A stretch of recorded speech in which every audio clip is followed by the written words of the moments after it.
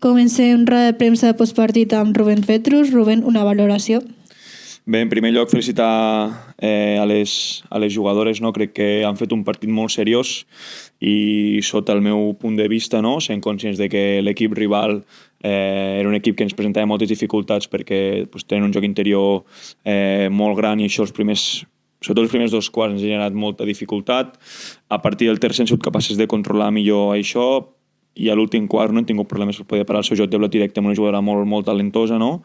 Llavors, tret d'aquestes situacions, no? Crec que l'equip ha fet un partit molt seriós, s'ha demostrat clarament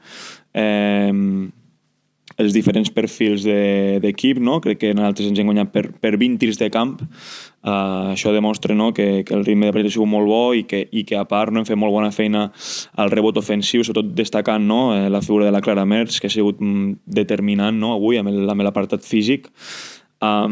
I també hem fet molt bona feina en quant a boles perdudes i recuperades, no? També una vegada més amb boles recuperades la Clara, no? Línies de passe molt agressiva, fent coses que els vam anar a nivell de scouting a les jugadores, no? Que fossin agressives, que anessin al rebot, que fessin línies de passe.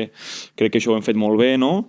I a part també en controlar les pèrdues, que pel nostre ADN que volem d'equip que corri i de més és importantíssim. Llavors controlar el rebot, controlar pèrdues ho hem fet i això ens ha portat, no? A sempre anar per davant al marcador i tot i que elles no, es fiquessin per davant en algun moment o estiguessin a prop, no? En cap moment l'equip ha deixat de treballar, ha seguit centrat amb el que havien de fer, amb el que havien de fer bé, a part sense tampoc un excessiu encert, no?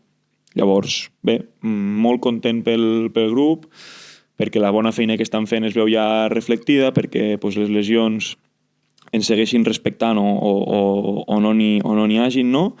I des d'aquí animar les jugadores a seguir treballant amb la línia que estan fent perquè segur que seguiran venint bons resultats.